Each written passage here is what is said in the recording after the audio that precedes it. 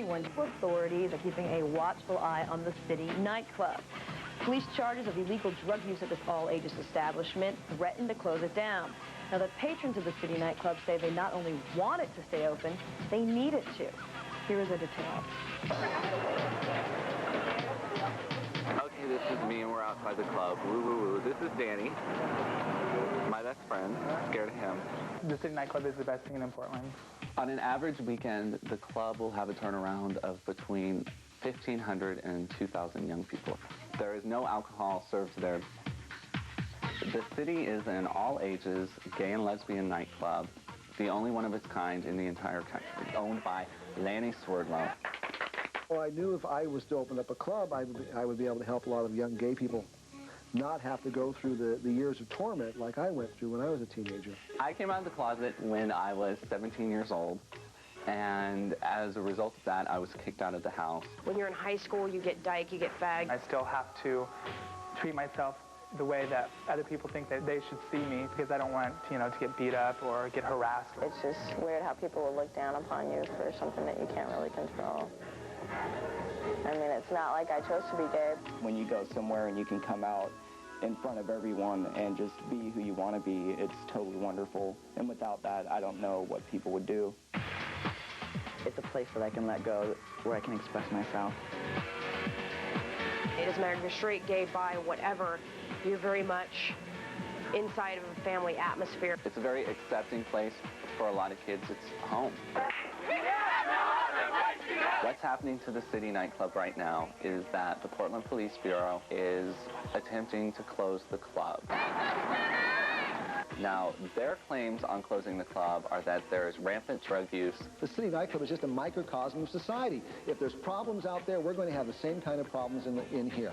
Okay, in a 6-month period, the police investigated the club undercover. We do a very thorough search before people are allowed entry into the club. I have a community police agreement saying that they will do certain things to work with the club to prevent any kind of problem. We have made a lot of arrests for a lot of criminal conduct, a lot of that involving drugs and things of that nature. So this wasn't working out. Well, the police have violated this agreement by not sending me the required notice and went right to the courts. The police action against the City Nightclub is wrong. One of the defenses that's been raised is that the city is discriminating on the basis of the sexual orientation of the owner and the customers of the City Nightclub. We had a march from the City Nightclub to City Hall. About 450 people turned out in support of the club. This is just another measure that they're trying to take to basically give us no lives.